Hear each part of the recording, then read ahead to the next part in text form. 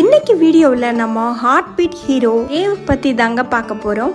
தேவ் அப்படின்னு சொன்னாலே நிறைய பேருக்கு பிடிக்குதுங்க. தமிழ்ல சொன்னோம்னா ரதி தேவ் ரெண்டுமே ரெண்டு எழுத்து பேரு தாங்க. பேரும் சின்னது, கூப்பிடுறதுக்கும் ரொம்ப வசதியா இருக்குது. அந்த பேரும் நல்லா மேட்ச் ஆகுது பாருங்க. ரதியோட தேவ் அப்படின்னா தாங்க மேட்ச் ஆகும். ரதி விஜய்ன்னு சொல்றதை விட ரதி தேவ் அப்படின்னு சொல்றதுதான் கரெக்டா மேட்ச் ஆகுது. ஹார்ட் பீட் வெப் சீரிஸை பொறுத்த வரைக்கும் தேவ்க்கு நிறைய நடிப்பெல்லாம் கிடையாதுங்க. ஒரு பெர்ஃபெக்டான ஹஸ்பண்ட் எப்படி இருக்கணுமோ அப்படி தாங்க இதுல தேவ காட்டியிருப்பாங்க. அதனாலயோ என்னமோ நிறைய லேடிஸ்க்கு ரொம்பவே பிடிக்குங்க தேவ. அதுலயும் வேலைக்கு போற பெண்களுக்கு இந்த மாதிரி ஒரு குணத்துல கணவர் அமைஞ்சா வேண்டாம் நான் சொல்ல போறாங்க. இந்த வெப் சீரிஸ் பார்த்ததுக்கு அப்புறமாவது நிறைய வீடுகள்ல நிறைய பேரு மாறி இருப்பாங்கன்னு நம்புவோம். இந்த வெப் சீரிஸோட டைரக்டர் தீபக் சுந்தர்ராஜனும் வீட்டுல ஒரு பெர்ஃபெக்ட் ஹஸ்பண்டா இருந்திருப்பார் போல இருக்க.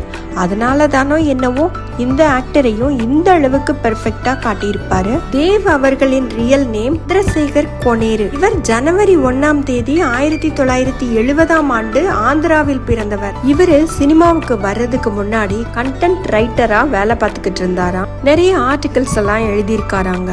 அதுல நல்ல growth இல்ல, என்ன பண்றதுன்னு யோசிச்சுட்டு இருக்கும் போதுதான் இவருடைய மனைவி தான் இவரை சினிமாவில் வர்றதுக்கு தூண்டி விட்டாங்களாம். ஆக்டர் சந்திரசேகர் சினிமாவுக்கு வர்றதுக்கு அவரோட மனைவி தான் முழுக்க முழுக்க காரணமா. ஆக்டர் சந்திரசேகர் இந்த வெப் சீரிஸ்ல நடிக்கிறதுக்கு முன்னாடி பல சினிமா படங்கள்லயும் தமிழ் தெலுங்கு படங்கள்லயும் பல வெப் சீரிஸ்லயும் சின்ன சின்ன வேடங்கள்ல நடிச்சிருக்காருங்க. ஆனா பெரிய அளவுல பேசப்பட்டது இந்த வெப் சீரிஸ்ல மட்டும்தாங்க.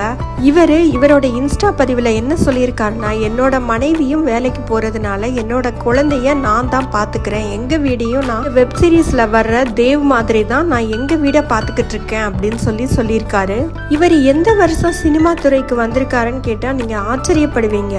இவர் 2019ஆம் ஆண்டு தன்னுடைய 49வது வயதுல தாங்க இவர் சினிமாவில் நடிக்கிறதுக்கே வந்திருக்காரு.